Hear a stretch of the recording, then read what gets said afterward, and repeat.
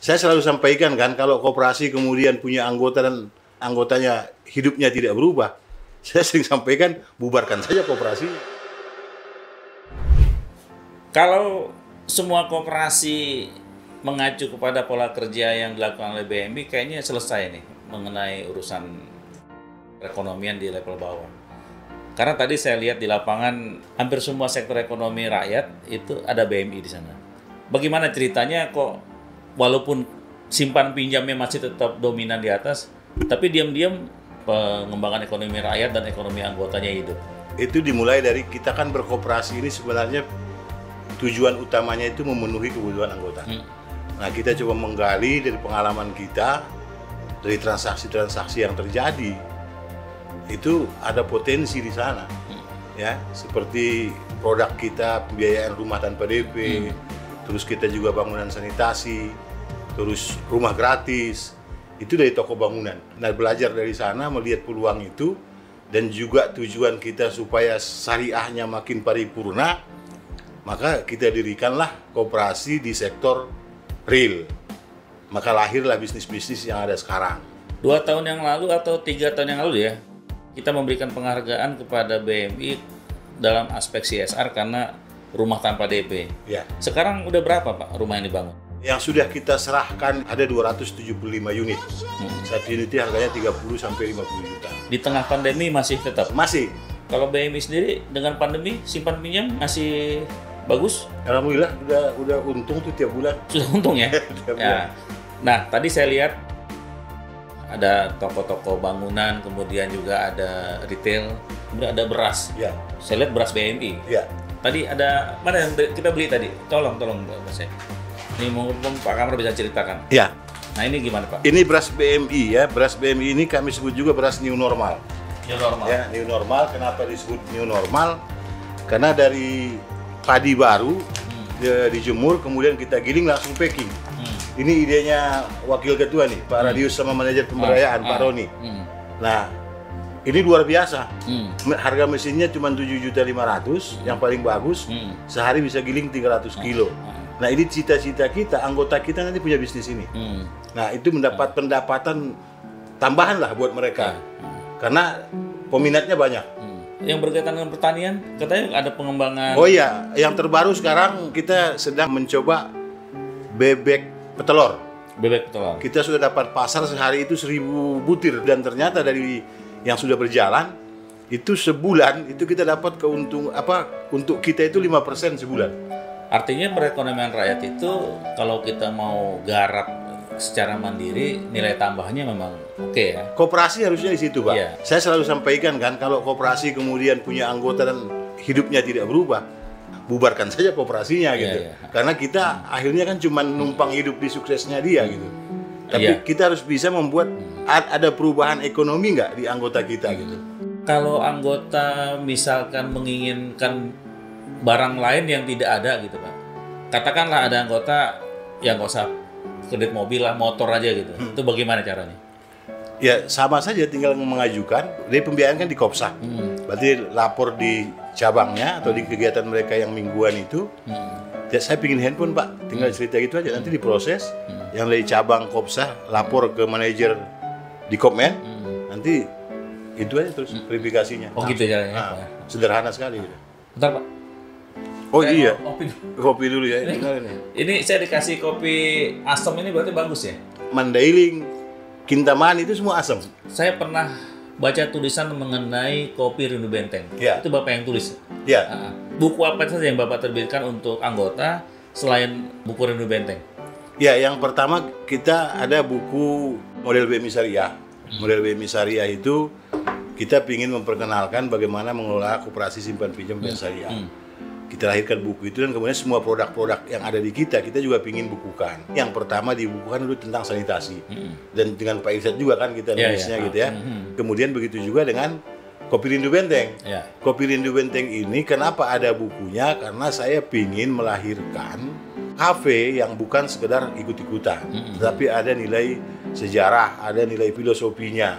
Karena dari penelitian yang dilakukan, kita tulis berdua dengan Dr. Hamdani, dosen di UMT, kemudian dari penelitian itu saya bilang, kita ini bikin buku aja, Nah, kemudian saya masukkanlah unsur-unsur pemberdayaan. Bagaimana nanti kita melahirkan kemudian kebun kopi.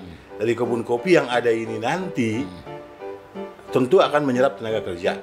Nah, kita perbanyak kopi. Cita-cita besar kita adalah kita harus hadir di semua rest area. Setiap gelas kopi yang diminum oleh konsumen kita, siapapun itu, Rp1.000 adalah untuk infak, membelilah tanah nanti untuk kita tanamin kopi gitu.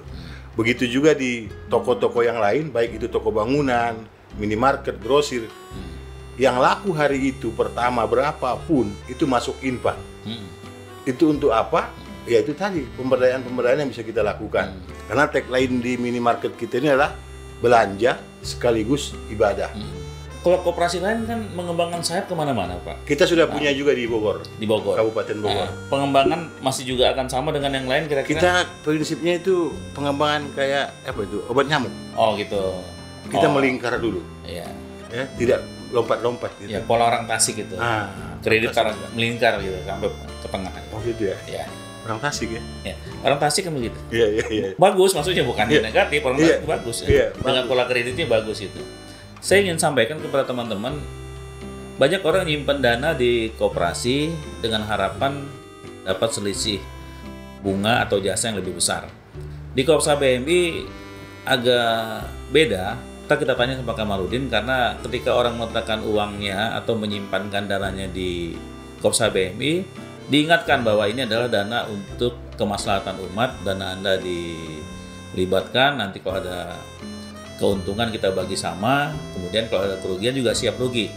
Nah, biasanya tidak banyak orang, Pak Kamar, siap menanggung rugi ketika koperasinya ikut rugi gitu. Jadi ini juga kami transparansi ya. Ya. Yang pertama kita lakukan, setiap orang menempatkan dana di sini kita edukasi. Kalau dananya ditempatkan di simpan pinjam, anggota itu atau calon anggota itu sebelum jadi anggota harus sadar bahwa dana itu berarti nanti ada yang minjem. Nah, manakala ada yang minjem, harus paham neraca kita seperti apa posisinya. Nah, aset kita sekarang misalnya 670 miliar gitu ya. 71% itu uang anggota.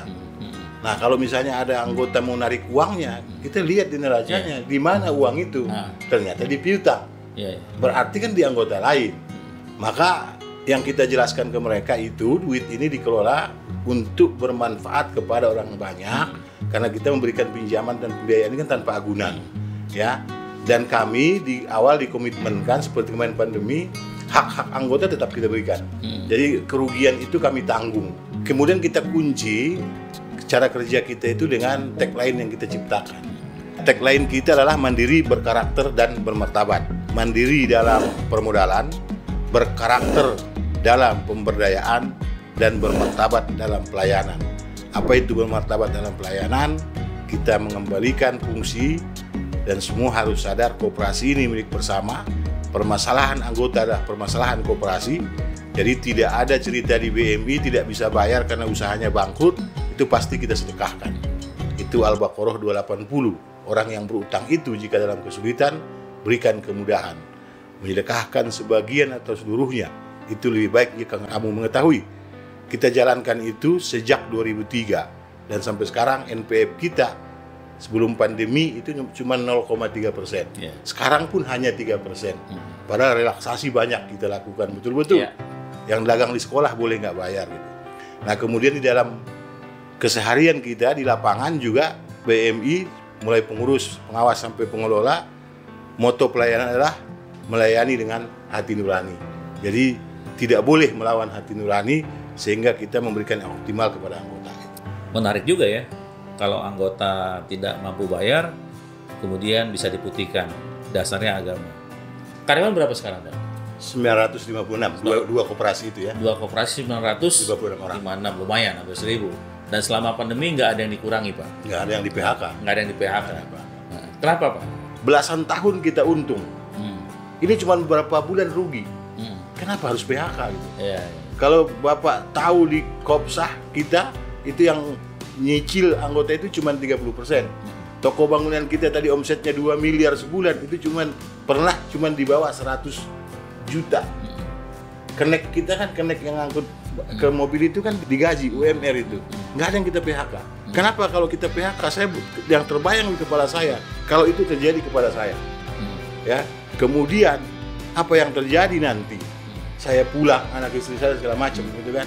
Nah, kemudian saya rapat dengan pengurus yang lain, kita tidak akan melakukan PHK, kita lakukan apa yang bisa kita optimalkan, maka langkahnya adalah mulai dari jenjang terendah sampai ke pengurus, pengawas juga termasuk, itu ada pengurangan gaji 10 sampai 30%, tergantung posisinya.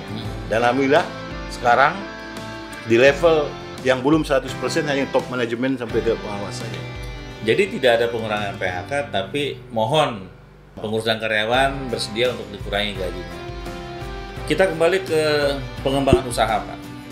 Misalkan tadi di pertanian beras ya, beras BMI, kemudian juga ada topi yang Bapak pakai juga udah mulai memasyarakat.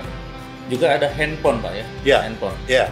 Handphone bagaimana, Pak? Jadi di koperasi konsumen kita itu ada 6 unit bisnis. Ada divisi konstruksi dan toko bangunan, jadi bangun rumah juga, bangun kantor juga. Kemudian ada minimarket, ada grosir, ada kafe, ada retail ya, tour travel, ada elektronik. Apapun elektronik ini, kendaraan juga termasuk. Nah, di masa pandemi ini kan dengan daring sekolah ini luar biasa.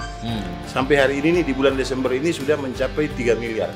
Jadi pandemi juga ada berkah ya sama. Saya melihat ada dua Pak Irsad berkah yang kita terima. Pertama, akhirnya kita melahirkan beras BMI.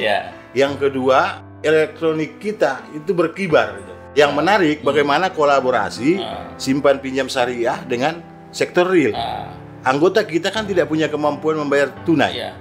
Akhirnya mereka mencicil lewat Kopsa, kemudian barang disediakan oleh koperasi konsumen. Dari anggota, oleh anggota, untuk anggota, mutar tuh uang di situ. Itu yang terjadi gitu. Berapa sekarang anggota? Anggota di Kopsa 177.526. Kopsa.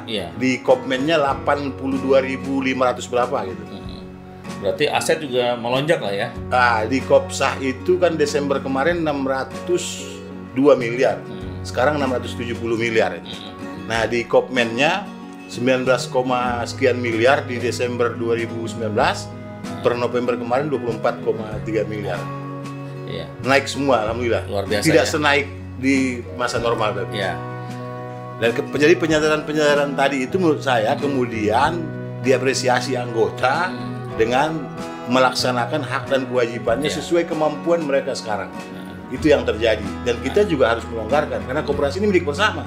Kita harus belanja di sini gitu ya. Kita sebagai pemilik, pengguna dan pengendali. Pengguna apa? Selama produknya ada di koperasi kita, kalau dia simpan pinjam pembiayaan udah di Kopsa. Kalau barangnya di Kopmen, mau beli apa? Kasur ada, motor ada. Bahkan sekarang dengan duit BMI, duit digital kita, bengkel anggota yang menggunakan aplikasi itu, karyawan-karyawan kita sekarang servisnya di bengkelnya, omsetnya naik. Jadi intinya itu di pendidikan sama transparansi. Transparansi, makanya di website kita Bapak bisa lihat di neracanya. Neraca kita ada di situ, di website itu kita. Yang saya pahami ya, kemudian yang saya lihat hasilnya adalah ya anggota sangat luar biasa. Kita lihat aja di website. Transparansi ini ternyata disukai banyak orang. Seperti kemarin kan informasinya kan banyak koperasi yang anggota narik dana. Kalau di kita sangat minim. Karena kita jelaskan, coba lihat di neracanya di website kita gitu. Uang Bapak kira-kira di mana kan gitu. Dulu Bapak mengingatkan bahwa CSR kita menyasar kepada G-Swap. Dan yang paling fenomenal adalah pembelian tanah sawah seluas 100 hektar. Sekarang bagaimana Pak perkembangannya? Jadi ini berangkat dari ada 3 pilar ekonomi syariah itu 3 pilar Pak. Yang pertama sektor keuangan, yang kedua sektor real kita sudah punya, yang ketiga sektor G-Swap. Nah 3 hidup. Nah G-Swap ini cita-cita besar kita adalah ada 4. Sawah 100 hektar, wakaf, kemudian sekolah, TK sampai perguruan tinggi nanti gratis, rumah sakit gratis juga sama masjid. Alhamdulillah kita sudah beli 20 hektar. 10 hektar sawah, 5 hektar tanah darat yang ini nanti untuk mendukung klinik pertanian, peternakan dan segala macam. Nah, 5 hektar lagi ini kawasan BMI, ini bisnis, punya Kopsa yang 5 hektar. Dan ini terus kita lakukan. Alhamdulillah kalau dari total wakaf yang terkumpul sudah 14 miliar. Di situ ya? Di situ. Dan kami makin yakin ini akan jadi nyata itu. Satu yang belum Bapak sampaikan tadi, kita udah bicara kopi, pertanian juga udah, koperasi bangunan sudah. Retail Pak, retail itu barang-barang dari anggota dan bagaimana cara mereka memasukkan barang atau mereka juga menerima pembayaran dari koperasi. Ini juga berangkat dari captive market, Pak Irsad. Di Kopsah itu, di simpan pinjam itu, pembiayaan anggota itu sampai 16.000 itu usahanya warung. Nah ini kan captive market yang luar biasa. Saya bilang 1 juta aja seminggu, satu warung, 16 miliar. Kemudian kami lakukan terobosan, anggota kita boleh bayar seminggu sekali. Jadi dia hemat ongkos, barang kita drop, dia nyicil seminggu sekali, harusnya pendapatannya naik, paling tidak dari ongkos gitu. Nah, alhamdulillah itu berjalan efektif dan sekarang sedikit lagi kita sudah untung itu di grosir, di market grosir. Terima kasih Pak Kamarudin. Teman-teman sekalian, dari dialog dengan Pak Kamarudin kita bisa mengambil pelajaran penting tentang koperasi, di mana koperasi itu seyogianya mengedepankan manfaat kepada anggota. Berkarakter, bermartabat dan mandiri itu saya kira bisa kita jadikan tagline umum, tidak hanya punya BMI, yang lain bisalah mengambil pelajaran dari sini sehingga kita bisa membuktikan kepada masyarakat Indonesia bahwa koperasi memang sesungguhnya ekonomi rakyat yang dicita-citakan oleh Bung Hatta. Kalau ini bermanfaat, bagikan kepada teman-teman, komen dan share. Terima kasih. Billahi taufiq wal hidayah. Wassalamualaikum warahmatullahi wabarakatuh. Waalaikumsalam.